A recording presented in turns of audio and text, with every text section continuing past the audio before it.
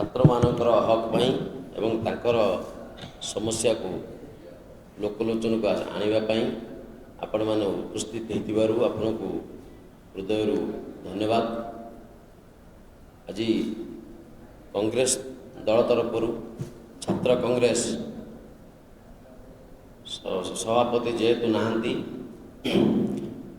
छात्र कांग्रेस तरफ आम आज सांबादिक सम्मेलन रखीचु कारण जे बीजेपी सरकार किपरि दो महानीति अवलंबन करुचे।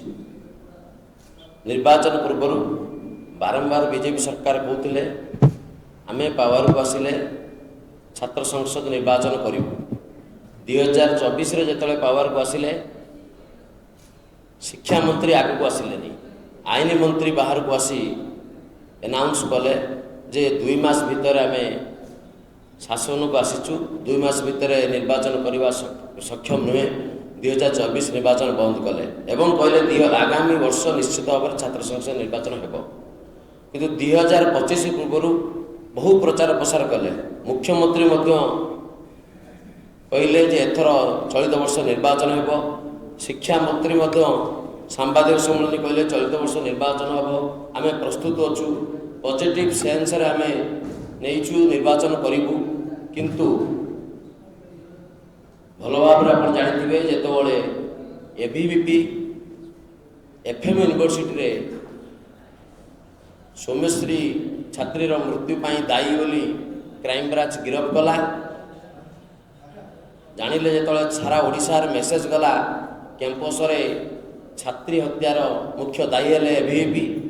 तेणु निर्वाचन हारिबा भय आज छात्र संसद निर्वाचन दुर्गा पूजा मुंड उपर निर्वाचन करूना। निर्वाचन करने गोटे समय थाए एकाडेमिक कैलेंडर रे दुर्गा पूजा पूर्व निर्वाचन हवा कथा। आउ मत दुर्गा पूजा छुट्टी 6टी वर्किंग डे अच्छी, किंतु सरकार कौन तत्पर नहीं। जहाँ आम अनुमान करुचु से एत निर्वाचन करेंगे नहीं।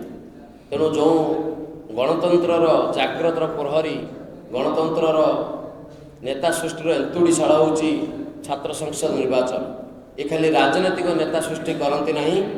आपड़ देखिए विगत दिन में बहुत छात्र नेता माने आईएएस आईपीएस टीचर एसोसिएशन नेता माने लीडिंग नहीं। किंतु बीजेपी सरकार ये जो भ्रूण हत्या कर पीसीसी सभापति सांबादिक सम्मेलन कर पूर्व कहते नेता भ्रूण हत्या करुच्ची सरकार। आम दाबी करुचु तुरंत छात्र संसद निर्वाचन करा जाऊ, नहले प्रत्येक कैंपस रे आमे कैंपेन करने सहित असल मुखांकर लोकलोचन आणबू एवं राजरास्तार आंदोलन करूँ आगामी दिन जदि निर्वाचन न हुए।